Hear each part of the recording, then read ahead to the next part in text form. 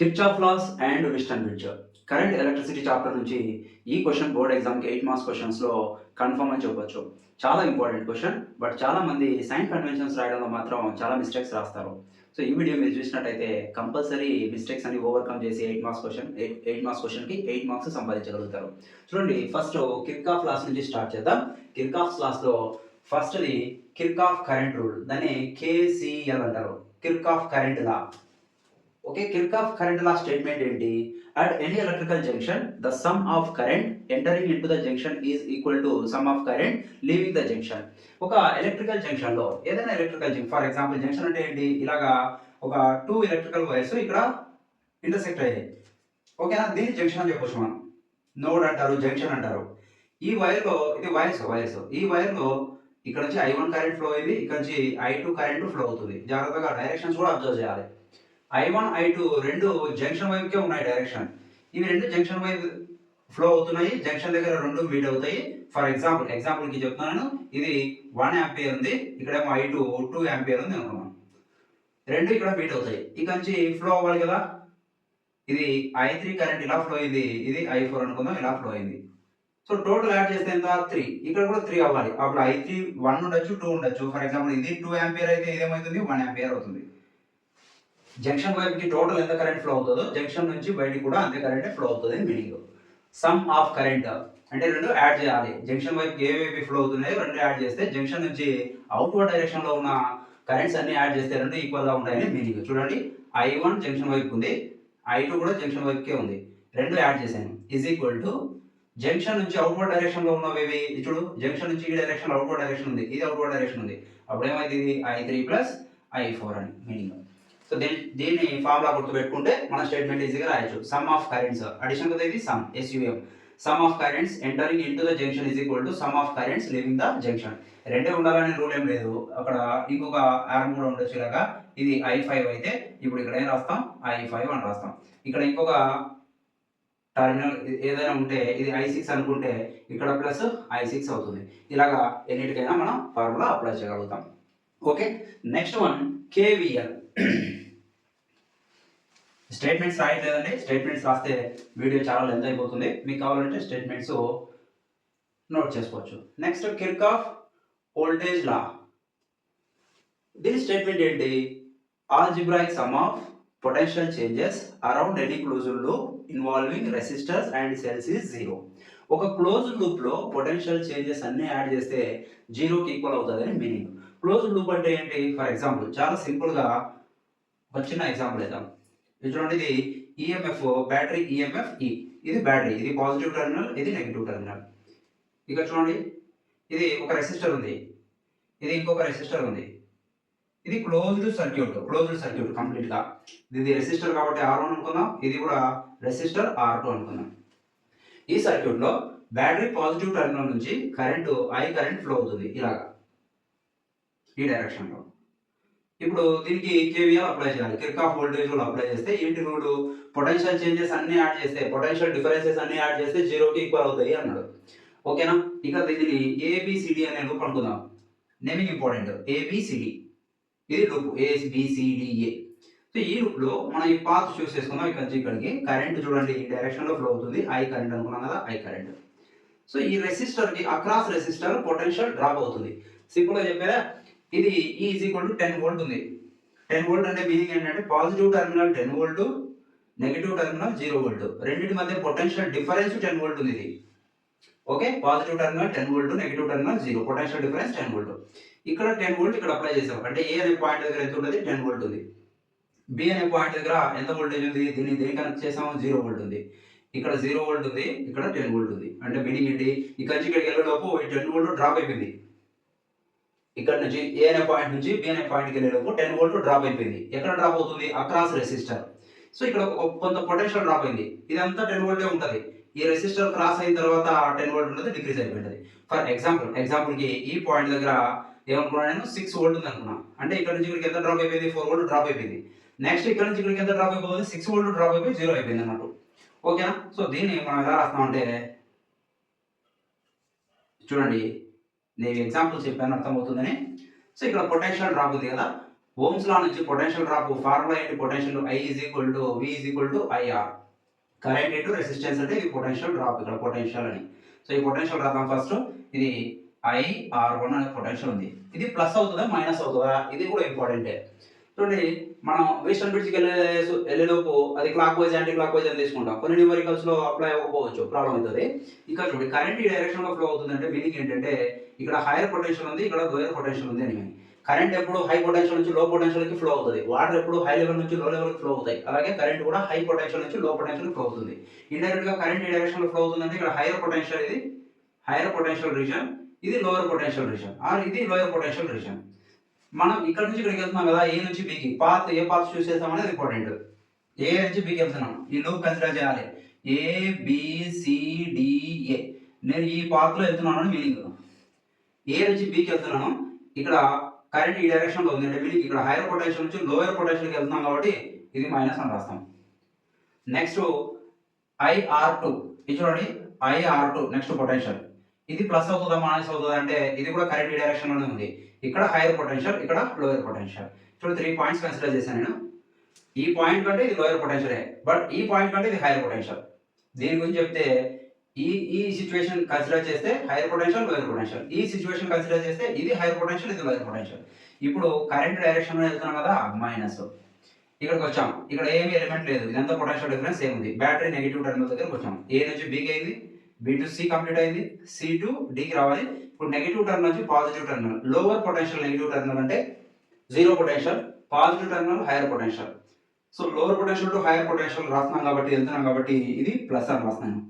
E is equal to 0. ఎలాగైనా రాయొచ్చండి, ఇవి రెండు ప్లస్ తీసుకుంటే ఇది మైనస్ అవుతుంది. కన్వెన్షన్ ఎలాగైనా రాయొచ్చు, కన్వెన్షన్ ఇంపార్టెంట్. ఓకేనా? సో ఇక్కడ నుంచి మైనస్ IR1 IR2 ఇలా రాయొచ్చు. IR1 plus IR2 is equal to E అని కూడా రాయొచ్చు. ఓకేనా? సో ఇక్కడ ఉన్న 10 వోల్ట్ పొటెన్షియల్ ఇక్కడ డ్రాప్ అయింది, ఇక్కడ డ్రాప్ అయింది, అంతే. పొటెన్షియల్ 10 వోల్ట్ 2 టైమ్స్ డ్రాప్ అయింది కదా, 2 ప్లేసెస్ లో రెండు యాడ్ చేస్తే ఈక్వల్ అవుతుంది. Algebraic potential changes around any closed loop is equal to 0. ఇది కిర్చాఫ్ వోల్టేజ్ లా. కొంచెం లెంత్ అవుతుందని ఏమనుకోవద్దు, బట్ క్లియర్గా అర్థమవుతుంది. కంపల్సరీ వీడియో లాస్ట్ వరకు మాత్రం చూడండి. సో ఇక్కడ వీస్టన్ బ్రిడ్జ్కి ఈ KVL KCL రెండు అప్లై చేయాలి.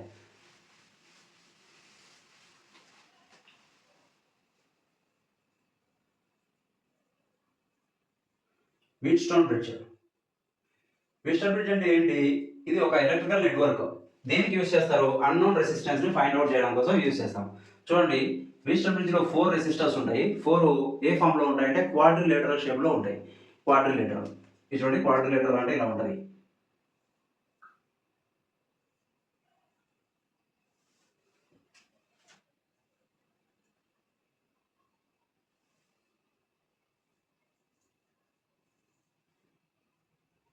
ఈ వీస్టన్ బ్రిడ్జ్, ఈ వీస్టన్ బ్రిడ్జ్ లో ఇది R1 అనుకుందాం, ఇది R2, ఏదైనా రాయొచ్చు. ఒకవేళ ఇది R2 అయితే ఇది R2 రాసుకుందాం, ఇది R3, ఇది R4.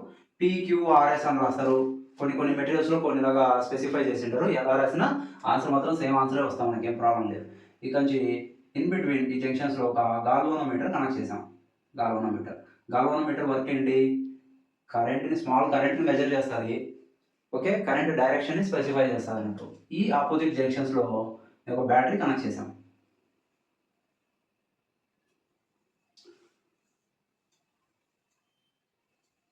ఓకే, చూడండి, ఇప్పుడు బ్యాటరీ పాజిటివ్ నుంచి I కరెంట్ ఫ్లో అవుతుంది. ఇది నేమింగ్ చేద్దాం, జంక్షన్ A, ఇది జంక్షన్ B, ఓకే, ఇది జంక్షన్ C, ఇది జంక్షన్ D. 4 జంక్షన్స్ ఉన్నాయి. కరెంట్ జంక్షన్ A దగ్గరికి ఫ్లో అవుతుంది. Total I current. ఇక్కడ నుంచి జంక్షన్ A దగ్గరికి వెళ్ళేసరికి ఇక్కడ 2 వేస్ ఉన్నాయి. 2 దారులు వెళ్ళొచ్చు, ఇటు వెళ్ళొచ్చు. సో ఇక్కడ కొంచెం కరెంట్ ఫ్లో అవుతుంది, ఇక్కడ ఇంకొంచెం కరెంట్ ఫ్లో అవుతుంది. ఇక్కడ ఫ్లో అయింది I1 అనుకుందాం, ఇక్కడ ఫ్లో అవుతున్నది I2 అనుకుందాం. ఇది 2 రాస్తే బెటర్ అనుకుంటాను. ఎలా రాసినా పర్లేదు, మీ ఇష్టం అది. ఓకేనా? I అనే కరెంటు, టోటల్ కరెంటు సర్క్యూట్ లో A అనే జంక్షన్ దగ్గర 2 కరెంట్స్ గా డివైడ్ అయింది, I1 I2. I1 అనే కరెంటు R1 లో ఫ్లో అయ్యి జంక్షన్ B కి రీచ్ అయింది. I2 అనే కరెంటు R2 లో ఫ్లో అయిపోయి జంక్షన్ D కి రీచ్ అవుతుంది.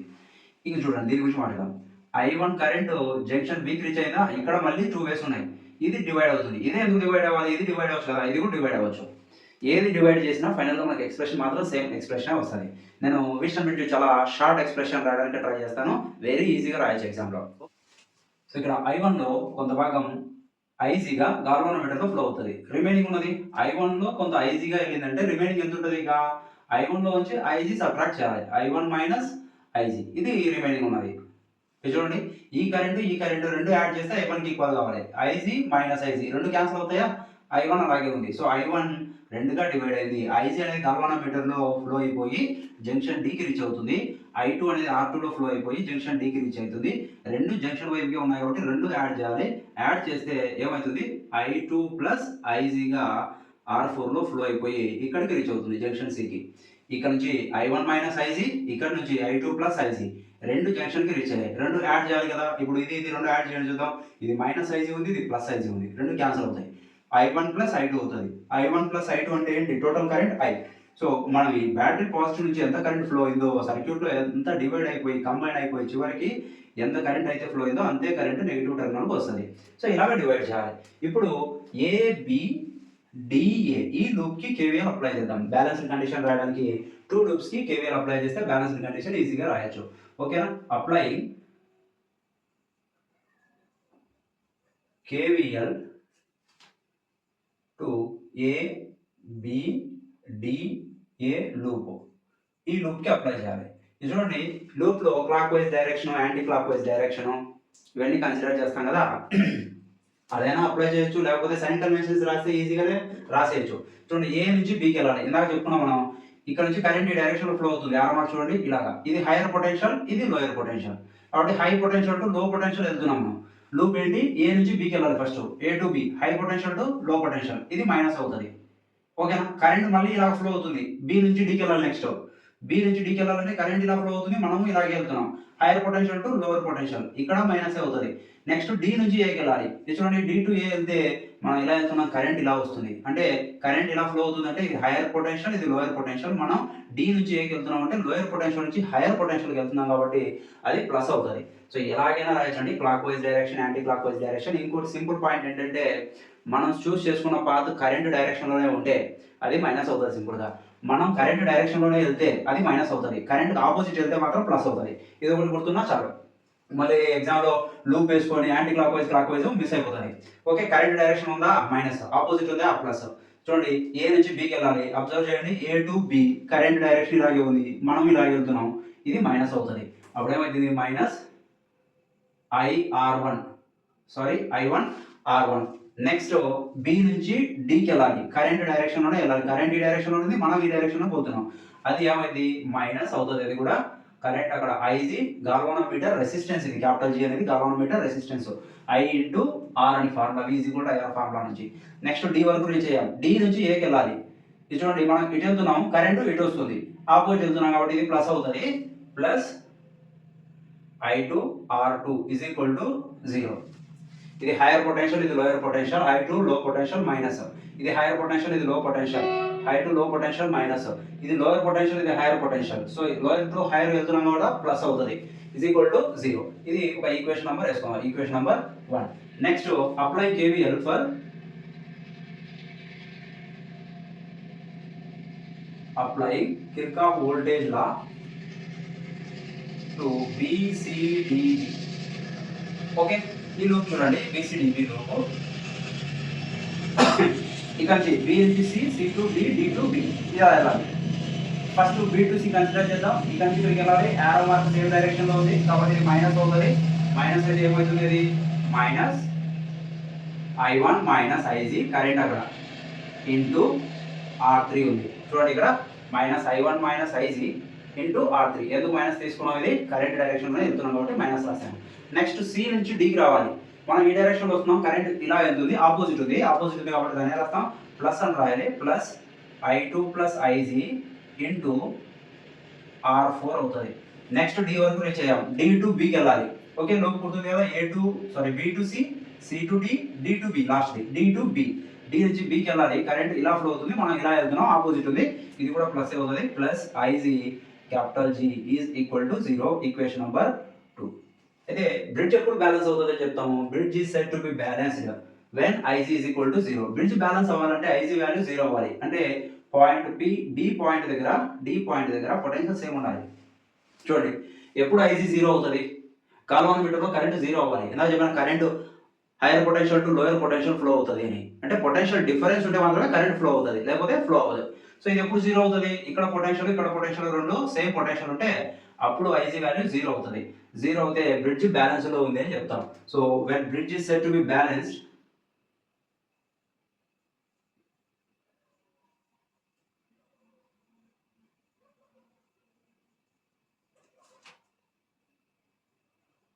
When IG is equal to 0. ఈ కండిషన్ రాయాలి. ఇప్పుడు ఐజీ వాల్యూ 0 సబ్స్టిట్యూట్ చేస్తాం ఈక్వేషన్ నెంబర్ 1 లో. మనం లెంత్ ఎక్స్ప్రెషన్ రాయకుండా చాలా ఈజీగా డిరైవ్ చేయొచ్చు. From equation number 1 IG is equal to 0, I1 R1 minus IG value ఎంత 0, క్యాపిటల్ జీ అలాగే రాశాను, plus I2 R2 is equal to 0. ఇది 0 అవుతుంది కదా, ఇది మైనస్ టర్మ్ ఇది ప్లస్ టర్మ్, అటు సైడ్ 0 ఉంది కాబట్టి దీన్ని ఎలా రాయొచ్చు మనం? Minus I1 R1 plus I2 R2 is equal to 0. దీన్ని రైట్ హ్యాండ్ సైడ్ రాయొచ్చు, లేదా లెఫ్ట్ హ్యాండ్ సైడ్ నుంచి దీన్ని రైట్ హ్యాండ్ సైడ్ తీసుకెళ్ళచ్చు. అప్పుడు ఏమవుతుంది? I1 R1 is equal to I2 R2. ఇది ఈక్వేషన్ నెంబర్ 3 అనుకుందాం. Next from equation number 2, IG value 0 substitute చేయాలి. ఇక్కడ ఏముంది? Minus of I1 minus IG 0 substitution చేయాలి, 0 into R3 plus I2 plus IG 0 into R4. Next plus IG 0 capital G is equal to 0. So ఇక్కడ చూడండి, 0 minus 0 అవసరం లేదు కదా, minus I1 R3 అవుతుంది, మైనస్ I1 R3, ఇది ప్లస్ I2 R4 అవుతుంది, plus ఇది 0 అవుతుంది కాబట్టి ఈజ్ ఈక్వల్ టు 0. ఇది మైనస్ టర్మ్ కదా, ఒకటి ప్లస్ ఒకటి మైనస్ ఉంది, ఈజ్ ఈక్వల్ టు 0 ఉంది. ఎలా రాయొచ్చు దీన్ని కూడా? I1 R3 is equal to I2 R4 అని రాయొచ్చు. Equation number 4. ఇది చూడండి, ఈక్వేషన్ నెంబర్ 4 ఈక్వేషన్ నెంబర్ 3 రెండు డివైడ్ చేస్తే బ్యాలెన్స్డ్ కండిషన్ ఈజీగా వచ్చేస్తుంది. ఓకే, 3 డివైడ్ బై 4 చేద్దామా? ఈజ్ ఈక్వల్ టు 3 అంటే ఏంటి? I1 R1 is equal to I2 R2 divided by 4. I1 R3 is equal to I2 R4. I2 cancel, I1 cancel. ఇది remaining ఏమున్నది? R1 by R3 is equal to R2 by R4. Cross multiplication చేయొచ్చు కదా దీన్ని. R2 ఇక్కడ R3 అక్కడ రాస్తే అదే balanced condition అవుతుంది. సో ఇక్కడ నుంచి R1 divide by R2 is equal to R3 divide by R4. ఇదే విస్టర్న్ బ్రిడ్జ్ బ్యాలెన్స్డ్ కండిషన్ అవుతుంది. ఓకే, ఎలాగ చేయాలి? ఇది క్రాస్ మల్టిప్లికేషన్ చేయాలి. ఇక్కడ షిఫ్ట్ చేస్తాం, ఇది ఇక్కడ షిఫ్ట్ చేస్తాం, కంప్లీటెడ్. ఓకే, సో ఇది రాస్తే 8 మార్క్స్ క్వశ్చన్ కంప్లీట్ అవుతుంది. Thanks for watching. వీడియో మీకు అర్థమై ఉంటే లైక్ చేయండి, మీ ఫ్రెండ్స్ కూడా షేర్ చేయండి. ఇంకా సబ్స్క్రైబ్ చేయకపోతే ఛానల్ సబ్స్క్రైబ్ చేయండి. Thank you.